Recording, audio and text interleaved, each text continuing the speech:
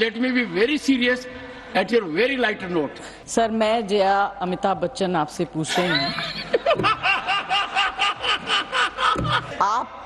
आपको आज lunch break मिला? तभी आप बार बार जयराम जी का नाम ले रहे हैं।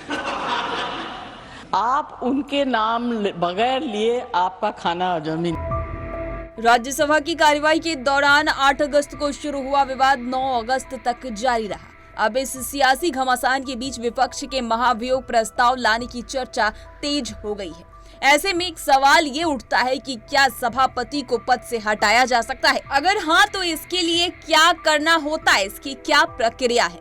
सबसे पहले जानते हैं कि कहां से ये हंगामा शुरू हुआ है। 8 अगस्त को कांग्रेस अध्यक्ष और राज्यसभा में विपक्ष के नेता मल्लिकार्जुन खड़गे विनेश फोगाट का मुद्दा उठा रहे थे। उन्होंने सदन में कहा कि हमें जानने की जरूरत है कि इसके पीछे कौन था। वहीं मल्लिकार्जुन बोल ही रहे थे, तभी बीच में सभापति जगदीप धनखड़ ने उनकी बात काटते हुए कहा कि आप इस मुद्दे का राजनीतिकरण नहीं कर सकते हैं। इसके बाद चेयरमैन ने उनके माइक को ऑफ कर दिया और विपक्षी सांसद ने इस पर खूब हंगामा किया। यही हंगामा 9 अगस्त को भी एक बार फिर तब शुरू हुआ जब सांसद जया बच्चन ने सभापति जगदीप धनखड़ के टोन पर सवाल उठा दिया।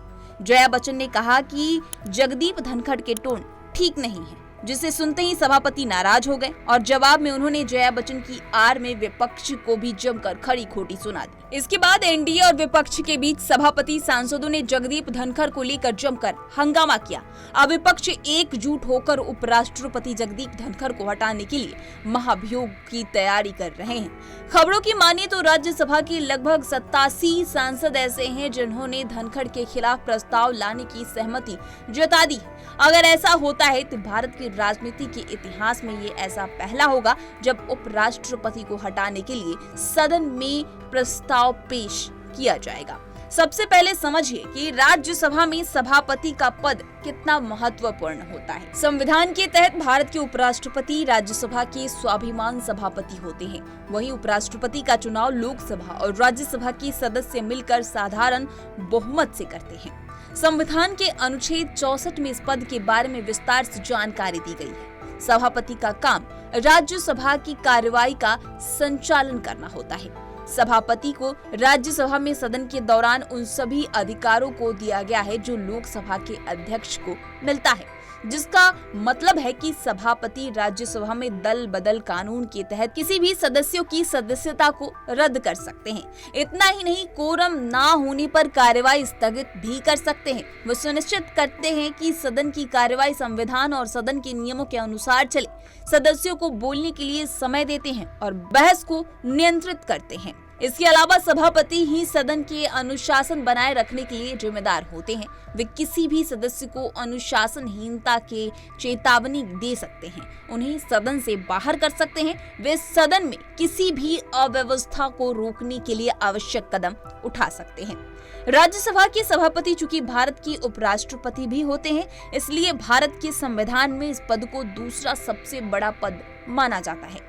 अनुच्छेद 67A के अनुसार कार्यकाल की समाप्ति के पहले उपराष्ट्रपति भारत के राष्ट्रपति को अपना त्याग पत्र देकर पद छोड़ सकते हैं। आगे हम चर्चा कर लेते हैं कि क्या सभापति को हटाया जा सकता है।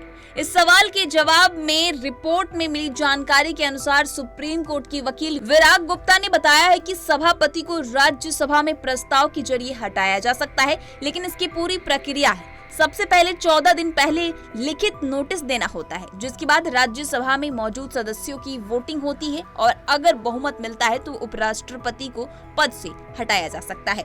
उन्होंने कहा कि सभापति को हटाने के लिए लाए जाने वाले प्रस्ताव एक सामान्य प्रस्ताव होता है और इसे राज्यसभा की 50 सदस्यों के हस्ताक्षर से सचिवालय को भेजा जा सकता है। वर्तमान की बात की जाए तो राज्यसभा में अभी कुल 225 सदस्य हैं और विपक्ष अगर सभापति धनखड़ को इस पद से हटाना भी चाहते हैं तो इसके लिए 113 वोटों की जरूरत होगी। अब इसे ऐसे समझिए कि वर्तमान में सदन में इंडिया गठबंधन के 87 सीटें हैं। वहीं बीजू जनता दल और बीएसआर कांग्रेस को जोड़ दिया जाए तो फिलहाल 106 तक ही पहुंच पा रही है। वहीं दूसरी तरफ एनडीए की बात की जाए तो उनके पास राज्यसभा में 110 सीटें हैं। अब अगले महीने यानी 3 सितंबर को राज्यसभा में 12 सीटों पर फिर एक बार चुनाव होना है। हैं जहां एनडीए को कम से कम 10 सीटों पर जीत मिलेगी, यानी 3 सितंबर के बाद राज्यसभा में एनडीए के पास बहुमत हो जाएगा। वकील विराग गुप्ता ने आगे बताया कि क्या सभापति को हटाया जा सकता है, तो धनखड़ के मामले में अगर प्रस्ताव राज्यसभा से पारित हो जाता है तो उसके बाद वह लोकसभा जाएगा और वहां भी सभापति के खिलाफ प्रस्ताव पारित करना होगा, क्योंकि सभापति देश के उपराष्ट्रपति भी हैं। फिलहाल लोकसभा में एनडीए के पास 296 सांसद के साथ बहुमत है, जबकि विपक्ष के पास 224 सांसद है। यहाँ बहुमत के लिए 272 सांसदों की जरूरत है। अब आपको आगे बता दें कि सभापति को पद से हटाने के लिए क्या करना होता है। उपराष्ट्रपति को ही राज्यसभा का सभापति बनाया जा सकता है। सभापति का काम ही पूरे सदन को सुचारू रूप से चलाना है। ऐसे में उन्हें राज्यसभा की सभापति से तभी हटाया जा सकता है जब उन्हें भारत के उपराष्ट्रपति के पद से हटाया जा सकता है। आगे आपको भारत के अनुच्छेद 67 में उपराष्ट्रपति की नियुक्ति और उन्हें पद से हटाने की कुछ नियमों को बताते हैं। पहला ये कि उपराष्ट्रपति को उनके पद से हटाने के लिए प्रस्ताव पेश करने में 14 दिन पहले नोटिस दिया जाता है। दूसरा ये कि जब प्रस्ताव सभापति के खिलाफ विचाराधीन हो तो सदन की अध्यक्षता नहीं कर सकते हैं। वही तीसरा ये कि राज्यसभा के सभापति के खिलाफ प्रस्ताव पर वोटों की समानता के मामले में मतदान का अधिकार नहीं मिलता है। कुछ इस तरह से रोचक जानकारियों के लिए पंजाबकेसरी.com को लाइक, शेयर, सब्सक्राइब करना न भूलें। धन्यवाद।